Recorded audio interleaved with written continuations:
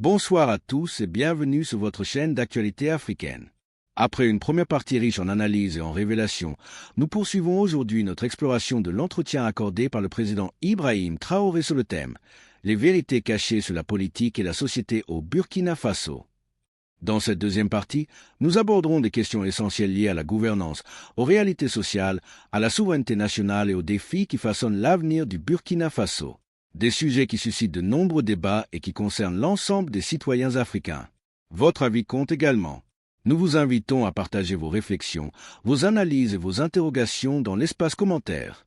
Vos contributions enrichissent le débat et permettent à notre communauté de mieux comprendre les enjeux abordés. Restez avec nous jusqu'à la fin pour découvrir les points clés de cet échange et les messages forts qui pourraient influencer l'avenir du Burkina Faso et de l'AES. N'oubliez pas de soutenir la chaîne en laissant un like, en vous abonnant et en activant la cloche de notification pour ne manquer aucune actualité africaine. Excellente vidéo à tous. Excellence, en Conseil des ministres, la décision de réformer la loi agraire et foncière, le statut des chefs coutumiers et traditionnels avait été adopté. Quelles sont les motivations? La réforme agraire était nécessaire. Vous savez combien de conflits sont nés dans cette question des terres? Il y a des villages qui se sont machetés, des familles se sont divisées à cause de la question des terres. Il faut que l'État prenne ses responsabilités. Mais si vous hésitez, parce que vous avez peur de déclarer ça, que des gens vont se sentir frustrés ou pas, c'est pourquoi la révolution est la bienvenue. Il faut décider à un moment donné d'arrêter tout ça. Il y avait combien de promoteurs immobiliers au Burkina en 2010? Je ne pense pas, ça ne vaut pas une vingtaine. Subitement, en 2015, on en a plus de 200. Ils ont payé les terres partout, ils partitionnent, ils vendent, ils revendent. Ils ont pillé les terres et c'est dangereux. Actuellement, nous avons une application C4 qu'on vient de lancer, on est en train de réenregistrer. Mais ce qui se passe est terrible. Même les parcelles dans les villes, les gens vendent et revendent à plusieurs personnes parce que ce n'était pas digitalisé. C'est un gros registre. Vous pensez que quelqu'un peut fouiller les registres, voici le numéro de la parcelle appartient à telle personne, donc toi tu es allé acheter, c'est pas... Donc il y a beaucoup de doublons et ça crée des conflits. Et pendant que ces politiciens-là faisaient ça, ils sont là dans des conférences, des trucs, que cohésion sociale. Vous ne pouvez pas faire de cohésion sociale en divisant les gens sur la terre. Voilà pourquoi on a décidé de prendre nos responsabilités, d'arrêter ce massacre-là. Et voilà, la terre appartient à l'État. Et désormais, on fera tout pour équilibrer au maximum voilà, la situation et que les gens ne se sentent pas lésés. Pour la chefferie coutumière, c'est pareil. Cette loi est là il y a longtemps. Hein. Il y a très longtemps, selon ce qu'on m'a dit, mais personne ne veut. Mais nous avons décidé de mettre la main à la pâte, regarder, parce que la chefferie coutumière, pour moi, ils doivent être respectés, ils doivent être écoutés, ils doivent être ceux-là qui travaillent pour la cohésion sociale. Quand ils parlent, quand il y a un conflit, il y a une situation conflictuelle, ils doivent parler, pouvoir rassembler et que leur voix doit porter. Donc il y a un certain nombre de privilèges, si je peux dire, qu'on a mis autour, des symboles de la nation qu'on a mis autour pour que les gens les respectent. Qu'on le veuille ou pas, on les respecte et qu'eux-mêmes, ils imposent le respect. Parce que dernièrement, les politiciens les avaient détournés. Beaucoup, aujourd'hui, voilà, regrettaient avoir marché aux côtés des politiciens. Il y a des villages où les gens sont divisés, les gens ne respectent plus les chefs. Mais avec cette loi, en tout cas qu'on a amenée à la LT, nous avons essayé d'élaguer beaucoup de choses pour que leur respect dans la société puisse être réinstauré. Et ça, c'est très important. Ce que vous allez entendre dans les prochaines minutes pourrait changer votre perception de la politique et de la société au Burkina Faso. Des révélations, des analyses et des vérités peu connues vous attendent. Restez jusqu'à la fin, le plus important arrive. Je pense que ces valeurs sont en train de revenir toutes seules. Au contraire, la guerre a forgé aussi à ce que les gens comprennent beaucoup de choses et les gens commencent plus à s'unir. Vous savez, les inégalités sociales créent plus de problèmes de cohésion sociale que le terrorisme. Il y avait trop d'inégalités sociales. Je disais à certains, je dis, écoutez, vous avez mangé à votre faim. Vous allez vous asseoir comment avec elle qui n'a rien mangé pour parler de cohésion sociale? Ce n'est pas possible. C'est la même situation que je vous ai pris tout de suite. Il faut essayer au maximum de mettre les gens à un certain niveau. Tant qu'il y a la richesse, que ce soit bien réparti. Ça, c'est le premier pas. Les cas d'exaction et tout ce qu'il y a, il faut faire attention. Il y a beaucoup de gens qui ont donné des allégations. C'est dernièrement, quand on a vu le cas à Solenzo, ils ont sorti des images, parlé. On n'a rien dit, on s'est calmé.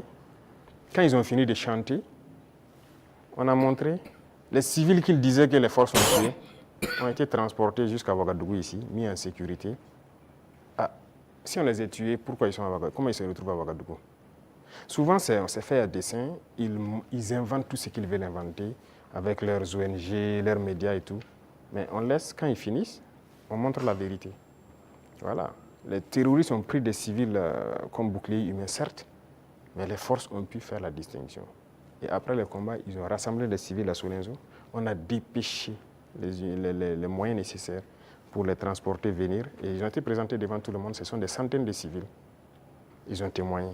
Donc, il faut qu'on fasse attention aux récits de certaines personnes qui veulent juste développer des thèses. Et leur objectif, c'est de nous diviser. Mais nous, on ne doit pas tomber dans ce piège-là. Voilà. Excellence, on a constaté cette année une reprise du dialogue social entre le gouvernement et les syndicats après plusieurs années d'interruption. Quel message donc renvoie votre gouvernement avec ses partenaires sociaux quand on sait que la situation était tendue entre le gouvernement et les syndicats? Comme c'était tendu entre le gouvernement et les journalistes. Il faut que chacun comprenne qu'il faut se battre pour sa patrie. Nous avons fait comprendre aux gens. Vous savez, moi j'ai parlé avec les responsables syndicaux. Je les ai réunis ici, je les ai parlé à un moment donné de notre histoire. Mais j'ai été déçu après. Donc je les ai dit, soit vous êtes burkinabé ou vous n'êtes pas burkinabé. Donc le bras de fer s'est enclenché. Mais après on a décidé de les revoir parce qu'on suppose qu'ils ont compris le message. Et même ça, je ne vais pas mentir, quand ils sont venus, ils ont voulu encore comprendre et sortir certains comportements, les faire comprendre, ça ne marche pas. Le pays est en guerre, il faut tout faire pour le pays. Ce syndicalisme importé là, ce n'est pas du syndicalisme ça. Il y en a même qui se vantent d'avoir participé à la chute de Sankara. Et c'est eux qui ont tout commencé, ainsi de suite. Vous croyez que c'est bien ça? Les Occidentaux vous manipulent et vous continuez à agir comme eux ils veulent. Ça, ce n'est pas du syndicalisme. Un syndicaliste se bat pour les intérêts des travailleurs. Mais la plupart du temps, ce que les responsables même veulent, c'est venir manger avec le pouvoir.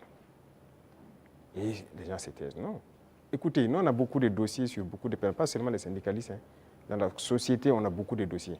Les gens qui nous ont approchés au début, qui ont voulu des avantages, qui ont voulu quoi, qu'on a refusé, qui se retournent, qui sortent, qui parlent. On a leur dossier. Donc, syndicalisme sain, il y a beaucoup d'actes que l'on a posés.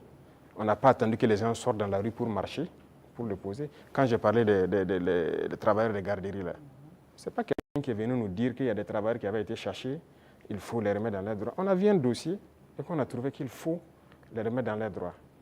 On a dit au ministre des Finances, trouve l'argent nécessaire pour régler. Les gens de la mairie, des gens, la brigade verte, là, ceux qui travaillent, mais ils avaient combien de mois d'arriérés? C'est pour ces intérêts-là, ces gens-là qui n'ont pas de travail, pour que les gens ne se battaient pas pour ça avant. Mais on n'est pas venu vers nous pour nous dire. Moi, les femmes balaient devant chez moi, c'est un de mes hommes qui est sorti une fois, ils ont dit, ah, ça fait des mois, ainsi de suite, leur travail. Je me suis renseigné, on m'a dit, c'est vrai. J'ai dit de les payer. Il faut rattraper tout ce qu'elles ont raté. Il y en a qui avaient des dizaines de mois d'arriérés de salaire. On a sorti le dossier et on a décidé de rattraper tout ça. Donc, il faut qu'on fasse du syndicalisme sain. S'il y a un problème, qu'on nous approche et qu'on nous explique. Si on peut résoudre, on vous dira on peut le faire. Si on ne peut pas, on vous dit bon, pour l'instant on ne peut pas, mais on pourra le faire dans tant de temps. Mais il y a un problème, on rassemble les médias, on parle comme on veut. Ah, j'espère qu'ils trouveront la solution avec vous. Sinon, si après ça, vous ne venez plus vers nous. Moi, je veux qu'on travaille en africain. Quand il y a un problème dans la maison, on s'assoit, on parle. Et nous, on se doit d'être véridique. Ce qu'on peut faire, on doit dire clairement, on peut faire ça. Ce qu'on ne peut pas faire, on vous dira aussi on ne peut pas. Maintenant, si vous ne voulez pas, chacun fait ce qu'il peut faire. Mais il faut qu'on soit responsable. Il n'y a pas de problème qui ne puisse pas se résoudre. Et comme je dis, toujours agir avec en tête l'intérêt de la patrie. Ça, c'est très important. Donc, on a repris le dialogue comme on reprend avec tout le monde. On n'a pas rompu le dialogue avec qui que ce soit.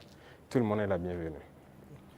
Merci, chers confrères. Le temps imparti donc à cette rubrique est arrivé à échéance et même largement dépassé. Nous vous disons merci donc pour cette série. Nous arrivons au terme de cette deuxième partie consacrée aux vérités cachées sur la politique et la société au Burkina Faso. Les réflexions partagées aujourd'hui soulèvent des questions importantes sur l'avenir du pays et le rôle de chaque citoyen dans sa construction. Et vous, que pensez-vous des idées et des analyses présentées dans cet entretien ? Partagez votre point de vue dans les commentaires. Votre avis compte et contribue à enrichir le débat. Si cette vidéo vous a plu, n'oubliez pas de laisser un like, de vous abonner à la chaîne et d'activer la cloche de notification pour ne rien manquer de l'actualité africaine et des informations sur l'AES. Merci pour votre fidélité et à très bientôt pour une nouvelle analyse. Que la paix et la prospérité accompagnent l'Afrique.